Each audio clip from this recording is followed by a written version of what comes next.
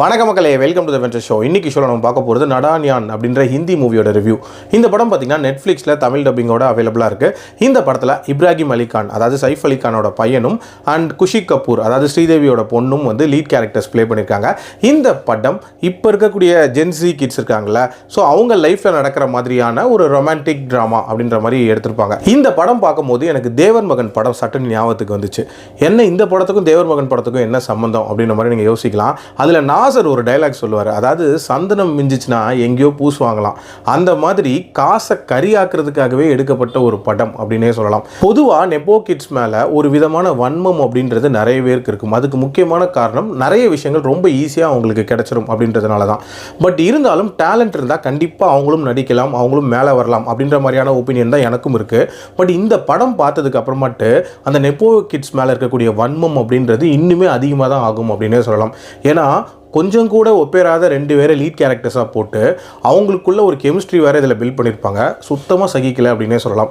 ஆக்சுவலாக அந்த படத்தோட கதை என்ன அப்படின்னு பார்த்தீங்கன்னா, ஜெய்சிங் ஃபேமிலி அப்படின்னு சொல்லப்படுற ஒரு பாரம்பரியமிக்க வக்கீல் ஃபேமிலி. வெளியே பார்க்குறதுக்கு ஒரு பயங்கர பணக்கார ஃபேமிலியாக இருந்தாலும் அவங்களுக்குள்ளேயே ஏகப்பட்ட பிரச்சனைகள் இருக்கும்.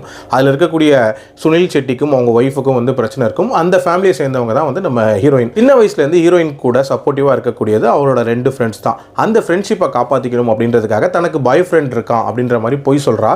அந்த பாய் ஃப்ரெண்டை உண்மையாக்கணும் அப்படின்றதுக்காக நிறைய பேரை தேடி அலையிறா. அப்போ தான் அர்ஜுன் அப்படின்ற ஒரு பையனை சந்திக்கிறா. ஸோ அவனை வந்து ஒரு ஃபேக் பாய் ஃப்ரெண்டாக வந்து இவ ஹையர் பண்ணுறா. ஸோ இந்த ஃபேக் பாய் ஃப்ரெண்ட் வந்ததுக்கப்புறம் என்ன மாதிரியான பிரச்சனைகள் வருது, அந்த ஃபேக் பாய் ஃப்ரெண்ட் உண்மையான பாய் ஃப்ரெண்டாக மாறினானா, அண்ட் அவங்க ஃபேமிலி இஷ்யூஸ் சார்ட் அவுட் ஆச்சா அப்படின்ற மாதிரி நிறைய விஷயங்களை சொல்லக்கூடிய ஒரு படம் தான் இந்த படம். இந்த படம் ஆக்சுவலாக இவங்க வந்து ஒரு பயங்கர யூத்ஃபுல்லான ரொமான்டிக் ட்ராமாவாக எடுக்கணும் அப்படின்ற மாதிரி தான் கண்டிப்பாக யோசிச்சிருக்காங்க. அதுக்கேற்ற மாதிரி லேட்டஸ்ட் ட்ரெண்டில் இருக்கிற விஷயங்கள் எல்லாத்தையுமே இந்த படத்தில் ஆட் பண்ணியிருக்காங்க. பட் அவுட்கம் எப்படி வந்திருக்கு அப்படின்னா, ஹீரோயினோட அந்த கேரக்டர் நேம் இந்த படத்தில் இருக்கும்ல, கிட்டத்தட்ட அந்த மாதிரி தான் வந்திருக்கு அப்படின்னு சொல்லுவேன். அது என்னங்கிறது நீங்கள் பார்த்தீங்கன்னா தெரியும். ஃபர்ஸ்ட் திங், இந்த படத்தில் எதுக்காக அந்த பாய் ஃப்ரெண்டை ஹையர் பண்ணுறா அப்படின்றதுக்கு ஒரு ரீசனிங் இருக்கும்ல, அந்த ரீசனே வந்து ஒரு உப்பு சப்பு இல்லாத ரீசனாக இருந்துச்சு அப்படின்னே சொல்லலாம். ஸோ அங்கேயே இந்த படம் அடி வாங்கிடுது. அதுக்கப்புறமாட்டு பார்த்தீங்கன்னா அந்த ஃபேக் பாய் ஃப்ரெண்டுக்கும் நம்ம ஹீரோயினுக்கும் அந்த பாண்டிங் எப்படி பில்ட் ஆகுது, லவ்வாக எப்படி மாறுது, அந்த காட்சிகள் எதையுமே வந்து அந்த அளவுக்கு டீப்பாலாம் எடுத்திருக்க மாட்டாங்க.